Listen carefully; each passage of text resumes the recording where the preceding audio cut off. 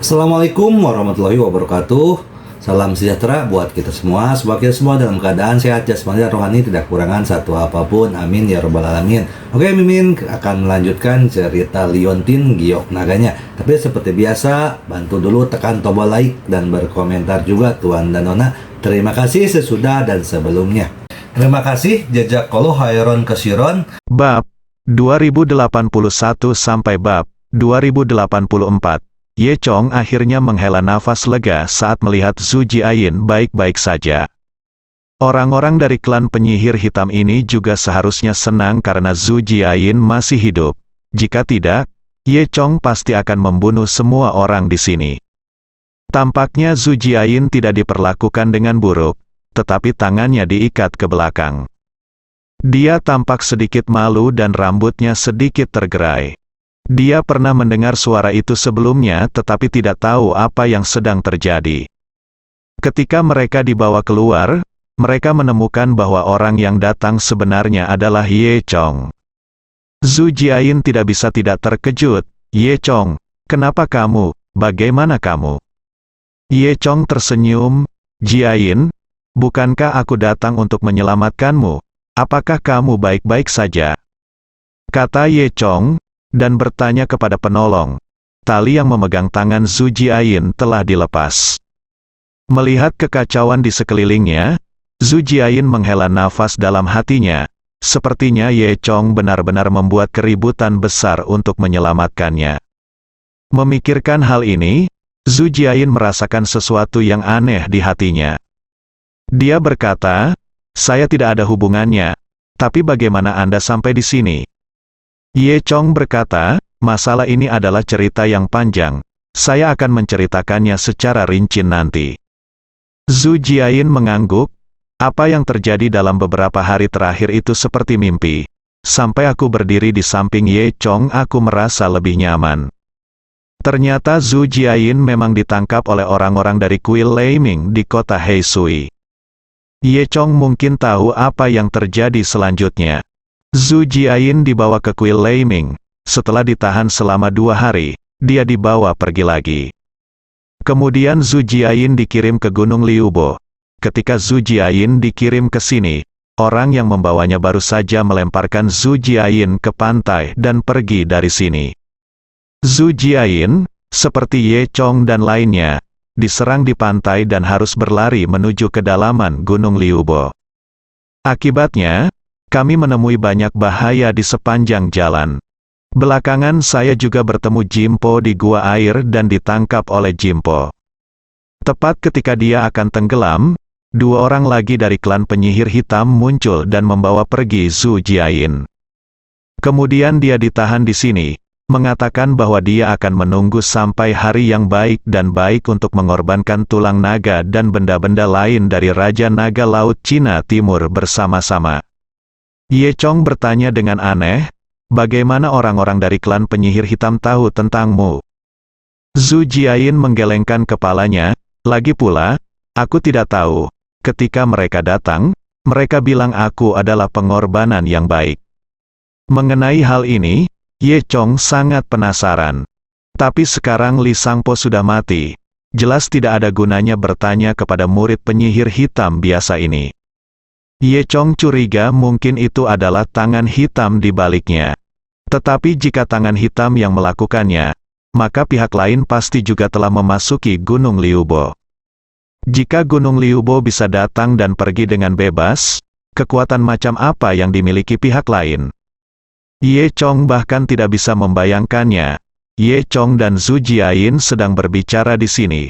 Tetapi Dugu Xiaojing, tidak jauh dari sana, tiba-tiba merasa masam ketika melihat Ye Chong dan Zhu Jiayin begitu dekat. Dia terkejut saat menyadari bahwa dia sebenarnya cemburu. Pada saat ini, Linghu Bucong di puncak gunung juga bergegas turun. Dia bahkan tidak melirik ke arah tetua pertama, tetua kedua, dan Patriark King Ye tersayang, tetapi berlari tepat di depan Dugu Xiaojing. "Nona Dugu, kamu baik-baik saja?" Linghu Bucong bertanya dengan hati-hati. Dugu Xiaojing sangat cemburu saat ini dan sedang dalam suasana hati yang buruk. dia memutar matanya ke arah Ling Hu Bu Chong dan berkata, "Apa yang bisa saya lakukan?" Setelah mengatakan itu, Dugu Xiaojing berbalik dan pergi, membuat Ling Hu bingung. Bu Chong tidak bisa dijelaskan. Kemudian, Patriark King San menghampiri Ye Chong dan bertanya, "Tuan penyihir suci, apa yang harus kita lakukan terhadap orang-orang dari klan penyihir hitam ini?" Ye Chong berkata, "Orang-orang ini cukup bagus. Sekarang penyihir hebat mereka sudah mati. Mereka tidak dapat mencapai apapun. Mengapa Anda tidak mengumpulkan semuanya saja? Jika Anda tidak mau, bunuh mereka dengan kekuatan Patriark King San. Dan itu cukup untuk menakuti orang-orang dari klan penyihir hitam ini." Ketika orang-orang dari klan penyihir hitam mendengar bahwa mereka akan diselamatkan, mereka semua menyatakan kesediaan mereka untuk menyerah. Pertempuran ini dianggap sebagai kemenangan penuh bagi klan penyihir matahari dan bulan, dan klan penyihir hitam dimusnahkan sepenuhnya. Jika ini dilakukan 3 hari yang lalu, bahkan Patriark King San tidak akan berani membayangkannya. Semua orang bersorak keras dan berteriak, "Penyihir suci itu perkasa." Semua orang menduduki wilayah klan penyihir hitam. Sangat disayangkan Ye Chong memadamkan api karma neraka. Aura gunung lilin klan penyihir hitam telah menghilang, dan tidak ada kegembiraan khusus.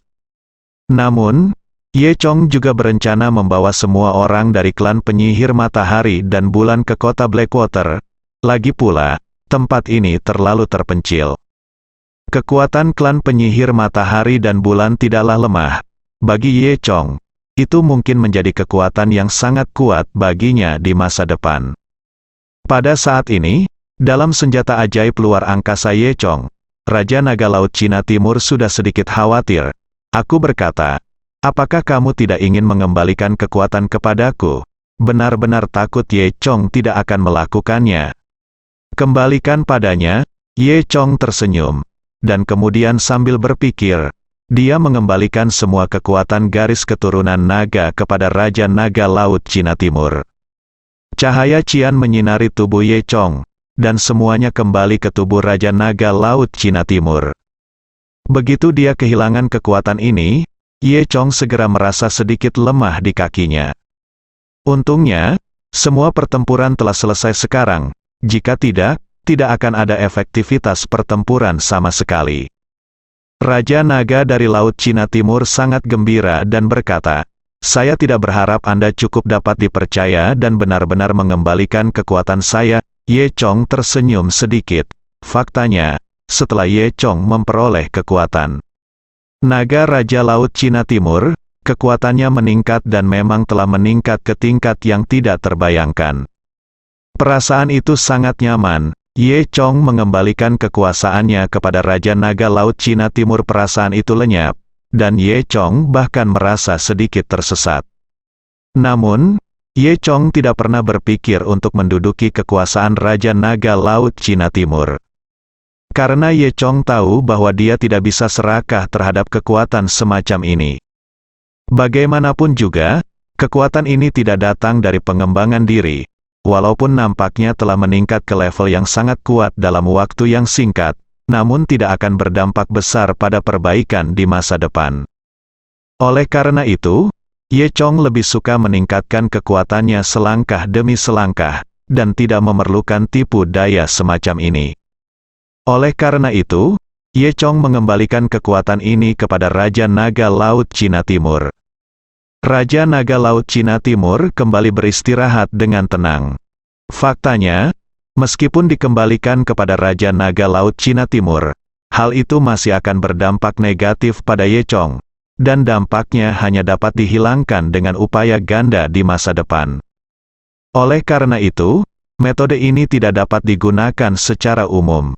Jika bukan karena situasi yang mengancam jiwa kali ini, Ye Chong tidak akan memilih metode ini. Saat ini, hari sudah fajar, dan semua orang dalam suasana hati yang baik. Di bawah instruksi Ye Chong, mereka mulai mengumpulkan harta emas dan perak dari klan penyihir hitam. Ye Chong tidak terlalu tertarik dengan hal-hal ini. Dia melihat sekeliling dan tidak menemukan sesuatu yang berguna baginya.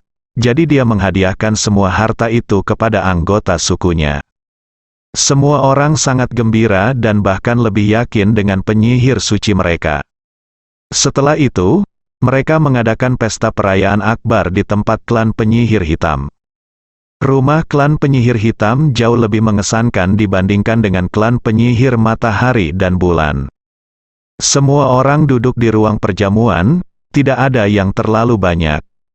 Adapun mereka yang berasal dari klan penyihir hitam, mereka melakukan pekerjaan sebagai pelayan, bertanggung jawab menyalakan api, memasak, menyajikan hidangan, Belakangan, Ye Chong mulai mendiskusikan manfaat dan memberi penghargaan kepada mereka.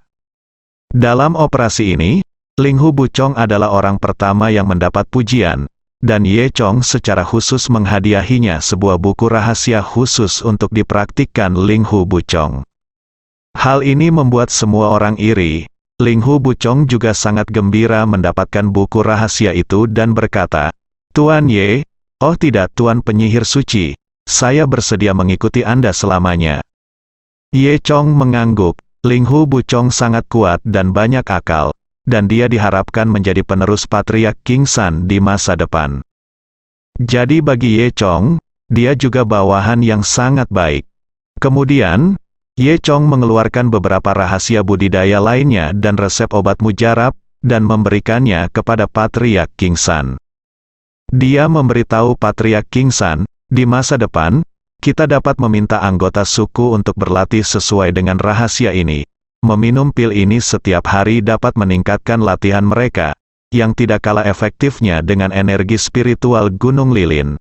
Semua orang sangat gembira ketika mereka mendengar ini, dan Patriark King San melanjutkan ucapan terima kasih pada Ye Chong untuk sementara waktu. Faktanya, Ye Chong juga bersiap untuk mengembangkan kekuatan klan penyihir matahari dan bulan agar berguna baginya di masa depan. Diperkirakan kami tidak akan bisa membawa semua orang pergi kali ini, jadi kami hanya bisa membawa sekelompok ahli untuk berkembang di Blackwater City terlebih dahulu. Semua orang sangat mendukung keputusan Ye Chong dan berteriak, "Tuan penyihir suci luar biasa." Patriark King San berkata dengan berlinang air mata, "Tuan penyihir suci memang kuat, tampaknya instruksi Tuhan dan ajaran kuno adalah seperti yang diharapkan. Di sana tidak ada yang salah." Begitu Tuan penyihir suci muncul, dia bisa memimpin klan penyihir matahari dan bulan kita untuk mengembalikan kejayaan nenek moyang kita lagi. Pada saat ini, Tetua Agung berkata, "Tuan penyihir suci, kami cukup beruntung bisa bertahan hidup kali ini. Terima kasih kepada Raja Naga Laut Cina Timur. Jika bukan karena Raja Naga Laut Cina Timur, saya khawatir kita akan dibunuh oleh Li Sangpo." Ya. Dua orang tua itu berkata. Zhu Jiayin berkata dengan rasa ingin tahu, "Apa, naga? Seperti apa rupanya? Coba saya lihat." Zhu Jiayin sebelumnya terkunci di dalam ruangan dan tidak melihat pemandangan spektakuler itu. Ye Chong tersenyum dan berkata, "Binatang itu lelah. Ketika sudah beristirahat, saya akan membiarkannya keluar untuk Anda lihat." Sementara semua orang berbicara, makanan lezat di sisi lain sudah disajikan. Harus dikatakan bahwa orang-orang dari klan penyihir hitam ini tidak hanya sangat kuat, tetapi makanan yang mereka masak juga sangat lezat. Begitu hidangan disajikan, aroma lezat memenuhi seluruh ruangan. Yi Kuyu berteriak di luar jendela kamar. Saat ini, sungai juga dipenuhi dengan papan kayu terapung yang juga berisi makanan lezat untuk disantap para gayung. Tak satu pun dari Jin Pos, termasuk Cui Hua, yang pernah makan makanan manusia. Ini adalah pertama kalinya mereka memakannya. Mereka menemukan bahwa makanannya sangat enak dan mereka semua memakannya dengan gembira. Namun, kecuali Cui Hua yang memiliki wajah normal dan cantik, wajah Jin Pos lainnya sungguh tidak menarik. Cara mereka makan adalah sesuatu yang semua orang tidak tega melihatnya. Sementara semua orang makan dengan gembira, orang-orang dari klan penyihir hitam hanya bisa menunggu di samping sambil meringis dan menundukkan kepala. Ini awalnya kampung halaman mereka, kemarin mereka masih mendominasi di sini. tapi hari ini mereka semua menjadi budak orang lain. Mungkin hanya mereka yang tidak senang dengan perjamuan ini. Setelah minum beberapa gelas anggur, semua orang menjadi sedikit mabuk dan secara bertahap menjadi lebih aktif. Beberapa orang bahkan berani berlari menghampiri dan meminum wine kepada wanita mabuk tersebut. Tentu saja Jimpo belum pernah minum wine sebelumnya, jadi setelah menyesapnya, dia langsung tersedak dan batuk berulang kali, membuat orang-orang klan penyihir matahari dan bulan tertawa terbahak-bahak. Ye Chong memberitahu Zhu Jiayin apa yang terjadi dalam 2 hari terakhir. Dugu Xiaojing yang berdiri di sampingnya menjadi semakin cemburu saat melihat kedua orang itu berbicara begitu meriah. Duduk di sebelah Dugu Xiaojing adalah Ling Hu Buchong. Ling Hu Buchong diam-diam memperhatikan Dugu Xiaojing. Meskipun dia tahu bahwa Dugu Xiaojing tidak bahagia, dia tidak berani melangkah maju untuk menghiburnya. Duduk di sebelahnya adalah Patriark King San pada saat ini. Patriark King San menangis, menceritakan betapa hebatnya leluhurnya. Instruksi yang ditinggalkan oleh nenek moyang kita telah memungkinkan kita menemukan penyihir suci yang agung. Waktu kita akhirnya telah tiba, kata Patriark King San sambil menyeka mata merahnya. Namun, kecuali tetua pertama dan tetua kedua, tidak ada yang memperhatikan emosi Patriark King San. Zhu Jiayin terkejut setelah mendengarkan cerita legendaris Ye Chong sepanjang jalan. Saya tidak menyangka Anda telah melalui begitu banyak hal. Anda beruntung mendapatkan piringan matahari dan menandatangani kontrak dengan Raja Naga Laut Cina Timur, kata Zhu Jiayin.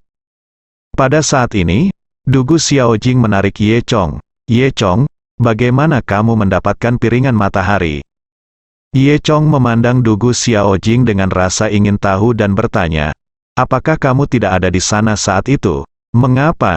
Apakah kamu bertanya padaku? Aku lupa. Aku hanya ingin mendengarmu mengingatnya, tidak bisakah? Oh, kamu tidak akan memberitahuku jika aku bertanya padamu. Tapi katakan saja ketika orang lain bertanya padamu. Dugu Xiaojing tampak tidak senang, dikatakan. Semua orang bisa melihat ekspresi cemburu Dugu Xiaojing. Zhu Jiayin memandang Dugu Xiaojing, penuh permusuhan, dan bertanya, apakah Anda Dugu Xiaojing? Iya, saya Dugu Xiaojing. Izinkan saya memberitahu Anda, ini adalah Gunung Liubo tempat saya menemani Ye Chong. Mereka masih tidur bersama-sama, kata Dugu Xiaojing. Zhu Jiayin berkata, apa gunanya, aku sudah lama mengenal Ye Chong, kamu baru saja berkemah bersama dan kita hampir tidur. Wajah Dugu Xiaojing memerah. Kalau begitu aku akan mewujudkan pernikahan dengan Ye Chong malam ini. Mereka berdua berbicara semakin keterlaluan, dan wajah lama Ye Chong memerah. Saat ini, Dugu Xiaojiao dan Zhu Jiayin menyadari bahwa apa yang baru saja mereka katakan sudah keterlaluan. Keduanya menundukkan kepala dengan malu-malu pada saat bersamaan. Semua orang di sekitar tercengang dan memandang Ye Chong dengan sangat iri. Sebenarnya ada 2 wanita cantik seperti ini yang iri pada Ye Chong. Namun, hanya orang seperti Lord Holy Witch yang layak mendapatkannya. Jadi semua orang hanya iri, tapi tidak berani cemburu. Ye Chong merasa suasananya agak canggung dan berkata dengan cepat, Oke, berhenti berdebat, ayo makan cepat. Dugu Xiaojing memutar matanya ke arah Ye Chong dengan marah. Kamu terlihat sangat bahagia, kamu, bajingan. Kemudian, Dugu Xiaojing berkata, Saudari Jiayin, jangan bertengkar karena bajingan ini. Zhu Jiayin juga menjadi tertarik dan bertanya, apa, Saudari Xiaojing? Kamu bilang dia bajingan? Apakah ini benar? Apa yang terjadi? Ayo pergi, aku akan memberitahumu secara detail. Dengan mengatakan itu, Dugu Xiaojing berdiri dan menarik Zhu Jiayin pergi. Bagaimanapun, keduanya sudah kenyang dan berjalan keluar. Tadi ada pertengkaran besar, tapi sekarang mereka keluar seperti sepasang saudara perempuan yang baik. Ye Chong tampak tak berdaya. Sepertinya reputasinya sebagai bajingan akhirnya terkonfirmasi. Kuncinya adalah dia belum tahu kenapa. Perjamuan berlangsung dari sore hingga larut malam, dan semua orang merasa puas dan kembali beristirahat. Ada banyak sekali ruangan di klan penyihir hitam, jadi semua orang bisa mencari kamar dan tidur. Keesokan harinya, matahari bersinar terang, dan orang-orang dari klan penyihir hitam telah diatur lebih awal untuk membereskan kekacauan di Gunung Lilin. Dugu Xiaojing dan Zhu Jiayin tampaknya telah membentuk aliansi. Saat sarapan, dia selalu bersikap bermusuhan terhadap Ye Chong. Ye Chong tidak tahu apa yang dikatakan Dugu Xiaojing kepada Zhu Jiayin. Mereka berdua benar-benar menganggap Ye Chong sebagai bajingan. Ye Chong lebih tidak adil daripada Doe. Dan Ye Chong mendapat ilusi bahwa cara Zhu Jiayin memandangnya sepertinya berkata, "Aku benar-benar tidak menyangka kamu menjadi orang seperti ini." Setelah sarapan, Ye Chong membawa beberapa ahli dari klan penyihir matahari dan bulan dan bersiap untuk pergi ke kota Blackwater terlebih dahulu. Masalah di kota Blackwater belum terselesaikan, dan Ye Chong masih membutuhkan bantuan. Namun, Ye Chong meninggalkan para pemimpin seperti Patriark King San, tetua pertama, dan tetua kedua di Gunung Liubo. Bagaimanapun, orang-orang dari klan penyihir hitam baru saja menyerah. Jika tuan-tuan ini dibawa pergi, saya khawatir sekali orang-orang dari klan penyihir hitam memberontak. Tidak ada yang bisa menahan mereka. Dia hanya membawa sekelompok master dari klan penyihir matahari dan bulan, tapi itu sudah cukup untuk menangani orang-orang di kota Blackwater. Ye Chong juga mempertahankan Ling Hu Buchong dan meminta Ling Hu Buchong untuk membantu Patriark King San mengelola klan penyihir dan belajar dari Patriark King San, meletakkan dasar baginya untuk menjadi pemimpin klan penyihir matahari dan bulan di masa depan. Karena Gunung Lilin klan penyihir hitam berada di lokasi yang jauh lebih baik daripada wilayah klan penyihir matahari dan bulan, serta memiliki lingkungan yang asri dan pemandangan yang indah. Oleh karena itu, Patriark King San memutuskan untuk memindahkan seluruh klan penyihir matahari dan bulan ke sini. Orang-orang dari klan penyihir matahari dan bulan yang tidak pergi bersama Ye Chong hanya tinggal di sini untuk menjalani transformasi.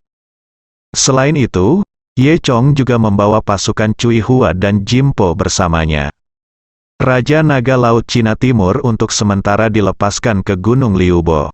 Meskipun senjata ajaib luar angkasa Ye Chong dapat menampung Raja Naga Laut Cina Timur.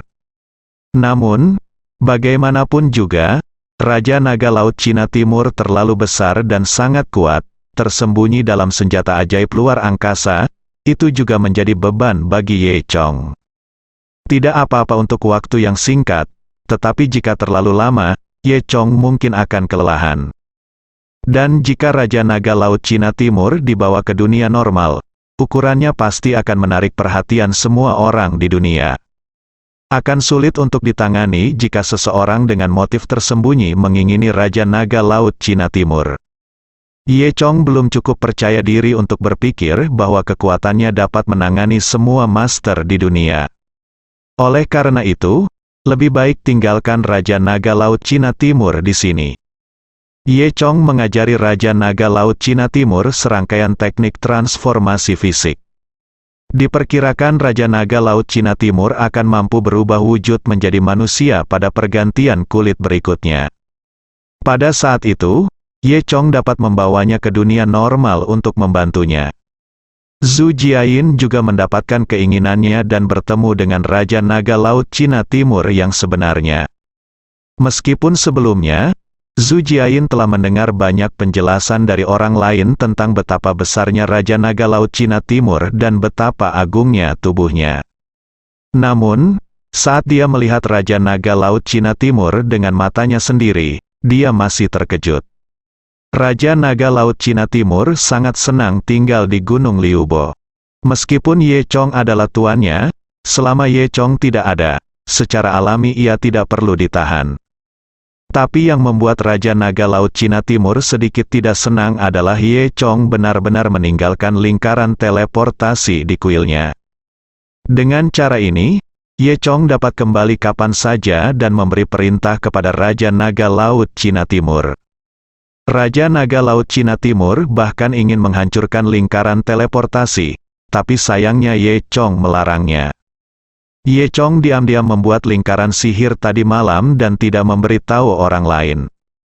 Untuk menyiapkan lingkaran sihir, Anda perlu menggunakan Simu Armor Cauldron. Semula totalnya ada 9 Simu Jiding. Ye Chong telah mengerahkan Simu Jiding di desa Xiaoye, Luzhu, Mingnan, Jingcheng dan tempat-tempat lain, dan dia sekarang memiliki 2 yang tersisa di tangannya. Kuali armor Simu ke-8 ditempatkan di Gunung Liubo dan ditinggalkan di Istana Raja Naga Laut Cina Timur. Sekarang di tangan Ye Chong, daki yang kuat, yang ke-8 ditempatkan di puncak Gunung Liubo. Ye Chong bisa berteleportasi sesuka hati antara lingkaran teleportasi dengan Simu Armor Cauldron. Klan penyihir matahari dan bulan Gunung Liubo dan Raja Naga Laut Cina Timur semuanya memiliki kekuatan yang baik. Dengan susunan teleportasi, kekuatan ini dapat digunakan kapan saja. Sekarang, Ye Chong hanya memiliki 1 Simu Jiding yang tersisa di tangannya, dan dia sudah agak enggan menggunakannya. Setelah mengatur semua ini, Ye Chong meninggalkan Candle Mountain bersama orang-orangnya. Menurut rencana, Ye Chong pertama kali kembali ke wilayah klan penyihir matahari dan bulan. Dia ingin memberitahu orang-orang di sana, mengemasi barang bawaannya, dan memindahkan keluarganya ke Candle Mountain. Di sisi lain, kita juga harus membawa Bos Chen dan Sun Dai bersama kita dan meninggalkan Gunung Liubo. Bos Chen dan Sun Dai telah tinggal di wilayah klan penyihir matahari dan bulan. Mereka melihat Ye Chong kembali dengan kemenangan dan hendak meninggalkan Gunung Liubo dan kembali ke kota Blackwater. Mereka semua bersemangat. Setelah menyelesaikan semuanya, Ye Chong memimpin sekelompok orang dan meninggalkan wilayah klan penyihir matahari dan bulan dengan cara yang perkasa. Berjalan menuju tepi Gunung Liubo, Sun Dai dan Bos Chen tidak menyangka saat mereka datang. Hanya ada 1 gadis cantik bernama Dugu Xiaojing. Namun kini ketika mereka kembali, ada lagi gadis cantik bernama Zhu Jiayin. Hal ini membuat Sun Dai dan Bos Chen merasa masam. Bos Chen juga mengintip mereka dari waktu ke waktu. Yang membuat Sun Dai dan Bos Chen semakin aneh adalah kedua gadis ini nampaknya penuh permusuhan terhadap Ye Chong. Anda tahu, ketika mereka tiba, semua orang dapat melihat bahwa Dugu Xiaojing sangat mencintai Ye Chong. Setelah berjalan lebih dari setengah hari, semua orang kembali ke gua tempat mereka bertemu pasukan Jimpo. Setelah melewati gua air ini lagi, kami kembali ke tepi Gunung Liubo. Setelah setengah hari perjalanan, kami kembali ke pantai di tepi Gunung Liubo. Masyarakat klan penyihir matahari dan bulan memiliki ramuan khusus yang bisa menyiapkan sejenis bumbu. Bawalah bumbu ini hingga mengeluarkan aroma yang khas, sehingga dapat terhindar dari serangan kadal kristal yang mengintai di pinggir pantai. Oleh karena itu, setiap orang dengan mudah sampai di pantai tanpa diserang. Ketika Ye Chong dan yang lainnya datang, perahu Bos Chen dan Sun Dai dihancurkan oleh Raja Naga berkepala besi. Saat ini semua orang ingin melaut, tetapi tidak ada kapal besar. Untungnya masyarakat di Gunung Liubo memiliki cara yang diturunkan sejak zaman dahulu. Mereka membuat kulit dari alveoli seekor binatang besar dan menjahitnya ke dalam kantong besar kedap udara, mengisinya dengan gas dan mengikatnya di bawah batang kayu untuk membuat ponton. Perahu ponton seperti itu mampu menampung belasan orang di setiap perahu. Hanya 4 perahu yang cukup untuk mengirim Ye Chong dan yang lainnya pergi. Bos Chen masih bertanya dengan cemas, bagaimana jika kita bertemu Raja Naga berkepala besi lagi di jalan? Ye Chong tersenyum sedikit, jangan khawatir, kami punya bantuan kali ini. Bos Chen aku tidak mengerti, tapi melihatnya, tatapan percaya diri Ye Chong menunjukkan bahwa tidak akan ada masalah. Kemudian, keempat perahu ponton berangkat menuju barat menuju kota Blackwater.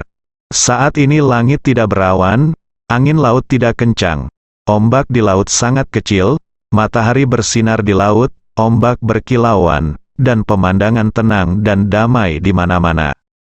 Saat mereka pergi, Gunung Liubo di kejauhan berangsur-angsur berubah menjadi warna gelap. Bos Chen, Sun Dai, dan Dugu Xiaojing sangat senang bisa kembali ke kota Blackwater. Adapun bagi orang-orang dari klan penyihir matahari dan bulan, tentu merupakan suatu kehormatan besar bisa mengikuti Tuan Penyihir Suci ke kota Blackwater untuk membuka wilayah dan menjadi garda depan. Mereka dipenuhi dengan kegembiraan dan ketakutan akan posisi mereka. Keempat ponton itu bergerak sangat cepat, meninggalkan ombak putih berkilauan di atas air. Semua orang berkendara selama lebih dari setengah jam dan semuanya damai. Lalu tiba-tiba ombak besar menerjang air yang tadinya tenang. Bos Chen berteriak, "Lihat, tidak ada angin sama sekali. Gelombang besar seperti itu pasti ada sesuatu di bawah air ini. Ini pasti Raja Naga berkepala besi yang datang." Begitu dia selesai berbicara, dia juga tidak. Aku tidak tahu siapa orang itu, tapi aku mendengar teriakan dari sisi perahu. Karena dia telah menemukan bayangan hitam besar yang tersembunyi di bawah air. Yang bisa mereka lihat hanyalah sebuah lingkaran, dan lingkaran itu hanyalah salah satu mata Raja Naga berkepala besi. Raja Naga berkepala besi sangat besar sehingga selama ia terangkat keluar dari air, ia akan membalikkan 4 perahu terapung. Situasi semakin memburuk, tangan Bos Chen mulai gemetar dan dia bertanya, "Tuan Ye, apa yang harus kita lakukan?"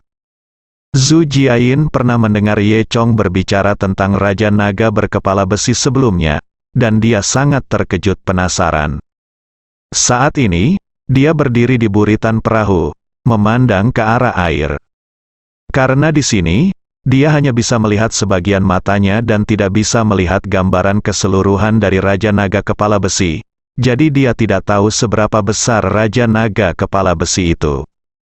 Menurutku warna di bawah air laut itu aneh. Di bawah perahu, mereka yang membantu pergerakan ponton mengalami teror Raja Naga berkepala besi secara intuitif.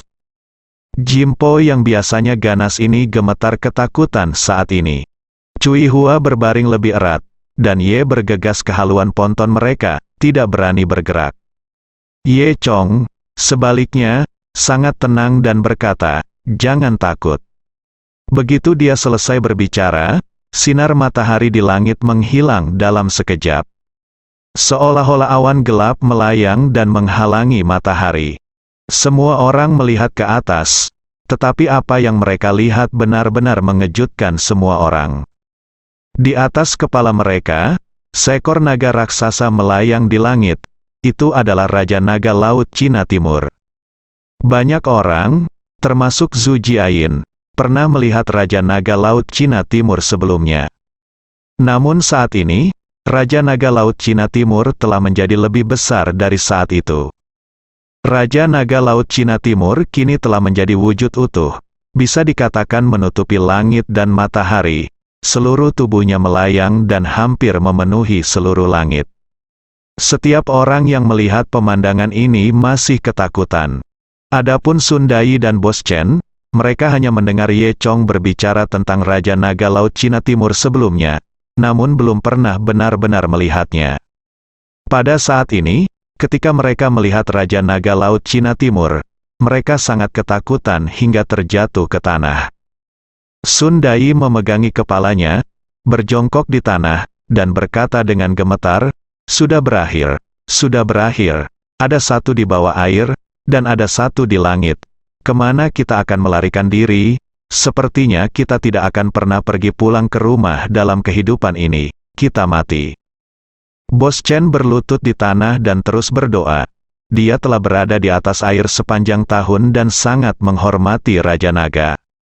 Pada saat ini, Raja Naga berkepala besi di bawah air mungkin telah memperhatikan kemunculan Raja Naga Laut Cina Timur. Awalnya, ia hendak membalikkan benda-benda yang berani menjuntai di depan matanya. Namun tiba-tiba dia melihat Raja Naga Laut Cina Timur di langit. Meskipun mereka semua adalah Raja Naga Laut Cina Timur adalah Raja Naga asli, dan Raja Naga berkepala besi hanyalah palsu. Ia menggantikan nama Raja Naga. Namun sebenarnya masih berupa ikan besar di dalam air. Dibandingkan dengan Raja Naga yang asli, ia tertinggal jauh. Begitu Raja Naga Laut Cina Timur muncul, Raja Naga berkepala besi langsung menjadi ketakutan dan tenggelam dengan tenang dan perlahan. Mata besar itu perlahan-lahan jatuh ke dalam kegelapan dasar laut. Ketika Raja Naga Laut Cina Timur melihat Raja Naga berkepala besi menghilang, tubuhnya bergetar dan dia terbang menuju Gunung Liubo, menghilang ke langit dalam sekejap.